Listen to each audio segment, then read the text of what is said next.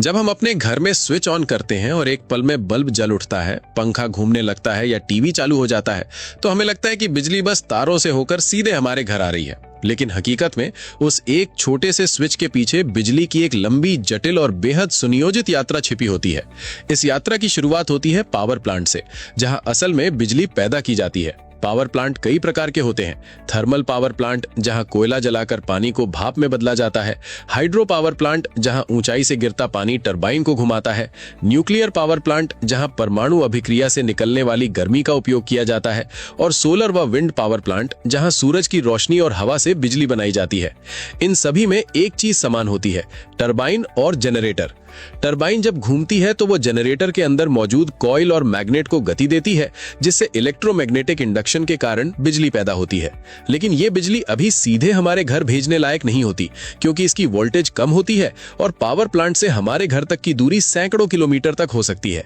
अगर इस बिजली को कम वोल्टेज पर भेजा जाए तो तारों की रेजिस्टेंस के कारण बहुत बड़ी मात्रा में ऊर्जा गर्मी बनकर बर्बाद हो जाएगी। इसी नुकसान को कम करने के लिए पावर प्लांट के पास ही एक स्टेप अप ट्रांसफार्मर लगाया जाता है, जो बिजली की वोल्टेज को हजारों या लाखों वोल्ट तक बढ़ा देता है। हाई वोल्टेज होने पर करंट कम हो जाता है और पावर लॉस काफी हद तक घट जाता है।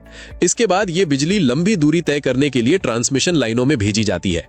ये वही मोटे तार और ऊंचे ट्रांसमिशन टावर होते हैं, जिन्हें हम शहरों के बाहर, खेतों के ऊपर या पहाड़ियों के बीच फैला हुआ देखते हैं। ये ट्रांसमिशन सिस्टम पूरे देश को एक बड़े पावर ग्रिड से जोड़ता है, ताकि जहां ज्यादा बिजली की जरूरत हो वहां दूसरी जगह से बिजली सप्लाई की जा सके।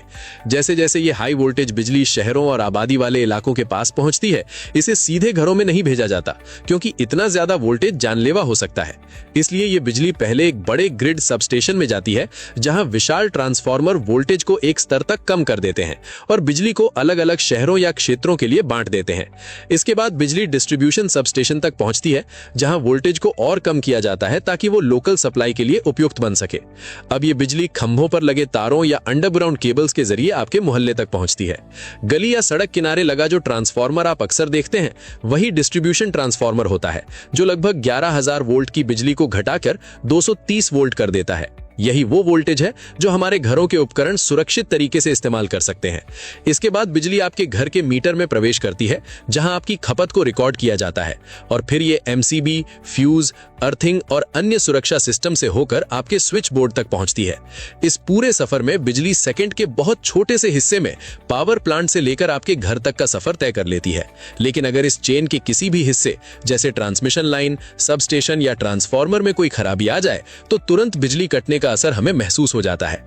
सरल शब्दों में कहा जाए तो आपके घर तक पहुंचने वाली बिजली सिर्फ तारों के जरिए नहीं आती, बल्कि ये विज्ञान, इंजीनियरिंग, सुरक्षा और योजना की एक पूरी श्रृंखला से होकर गुजरती है।